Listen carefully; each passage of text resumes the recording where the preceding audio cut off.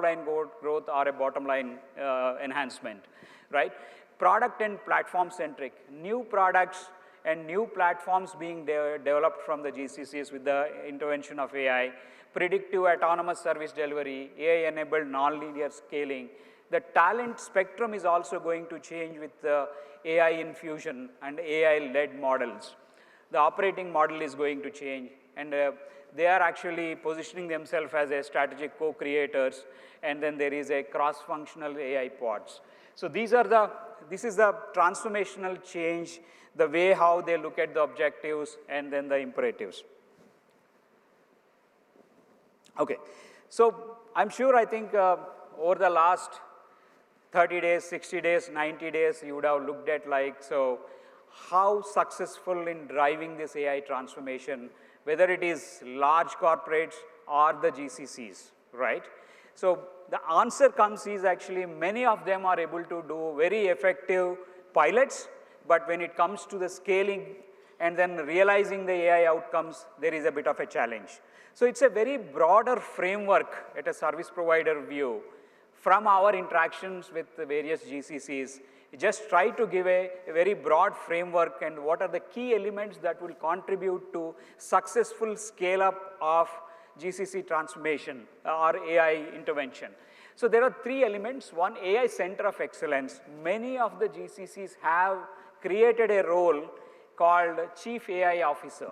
So like CIO or a CMO, a CFO, so now there is also a Chief AI Officer.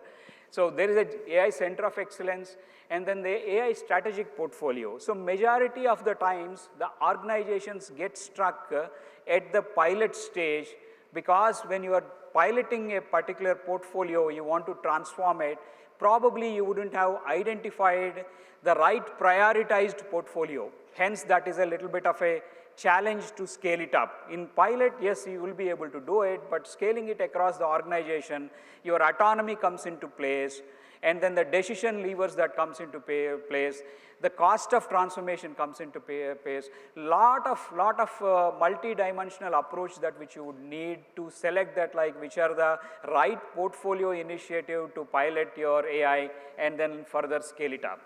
The third is the operating model readiness. So operating model readiness is a lot of elements in this. Your operating model is defined by your data accuracy.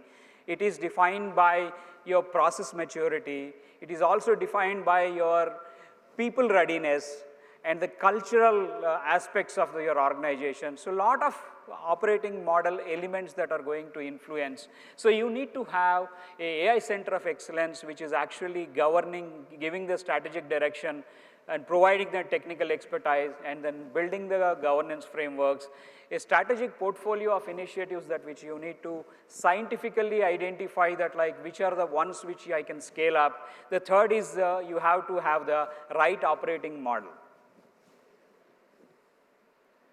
Okay, so a little bit of double clicking of the AI COE and then its objectives. So one is the standardization and the governance.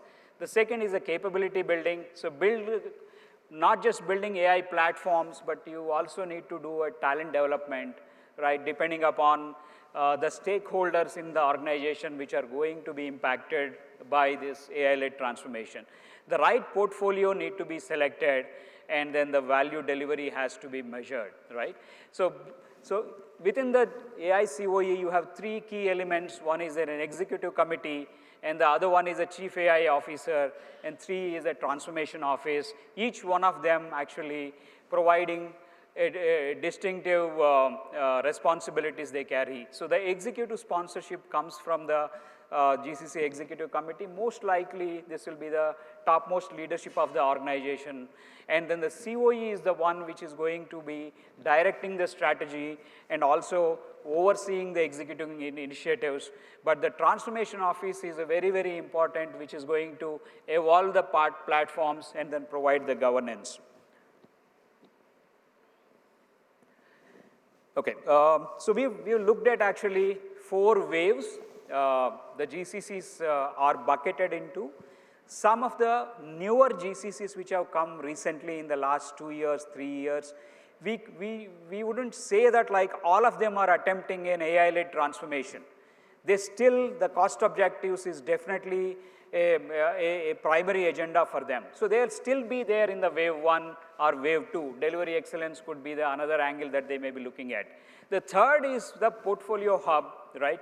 So they are trying to co-own certain product lines, certain functions, right? So they are the ones called as a portfolio hubs, and then the ones which are actually attempting their transformation. So their value driver through AI may be different, right? So the ones in the wave 1 and wave 2, so they want to actually, productivity is the main lever, and scaling is the main lever. They are looking at AI as a scale multiplier. The same in the wave 3, probably AI, they are looking at it as a differentiator, how they can create differentiators competitively for their global enterprise. And then the third area is AI as a growth and innovation engine.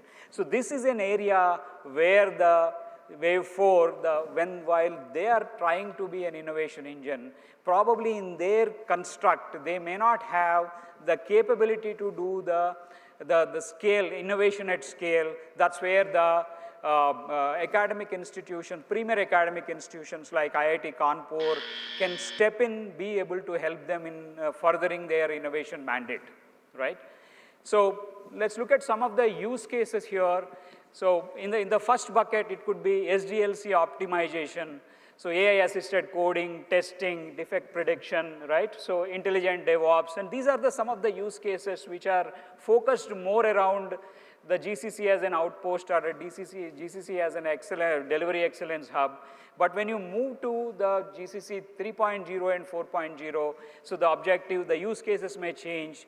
So embedding machine learning and then Gen AI into existing enterprise platforms, and then defining agentic workflows. So we have a white paper how GCCs can accelerate their agentic adoption in their organizations. There is a giant white paper which is authored by IIT Kanpur and then HCL Technologies. So we are intending to actually release today.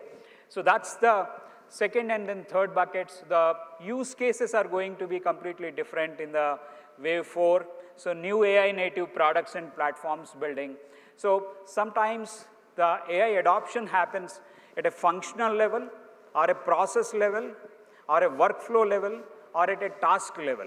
The lowest hanging fruit is you take an AI tool and then you automate it at a task level. The second would be your workflow can be redefined.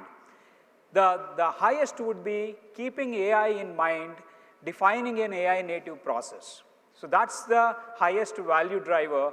So that is something in the GCCs in wave 4 are attempting to. So we'll also look at like how this is going to impact the talent landscape as well going forward. So this is actually how do you set the right portfolio for which are the most conducive portfolio for the AI-led transformation on a 3-dimensional scale, the cost, value, and autonomy. So we've given some framework and then some examples out there. So while you're rolling out this, I think one very, very important factor is how much autonomy as GCC that which you have. Okay, while the value of transformation is going to be very high in certain portfolios, but you may not have the autonomy to drive. That is the reason why they actually stay at a pilot level. They will not be able to scale across the organization. So like a DevSecOps is one of the key candidates, right? So where the GCC is owning the portfolio and they have the autonomy, they will be able to transform. So similarly, a fraud detection is a very high value for the enterprise, but the business users are sitting somewhere. Probably you may not have the right autonomy. If you attempt it just based on the value, probably you may fail to scale it up beyond a particular level, right? That's how you select a portfolio while attempting the AI-led transformation. This is some statistics by HFS, right? And 70% of the AI initiatives are not going beyond the pilots. The reason is your process is not ready, your shop floor is not ready. And then data limitations, data integrity, data accuracy is a big challenge. 19% of the initiatives which will be struck because of the lack of integrated data. So people challenges, people are not ready. Yes, of course, you have a process, you have tools, but I think your people are not adequately trained, and then they are not culturally aligned to work in a new ways, and that's about 17%. Technology is there, but 16%. I think the majority of the AI initiatives will not go beyond the lab is primarily because of the other reasons. I think it is a alarm for the time. Okay, I'm going to close. So I'll skip this. So this is a talent, actually, a traditional model. You have a lot of entry-level people at the bottom, and then it's a pyramid. That pyramid is going to shift like a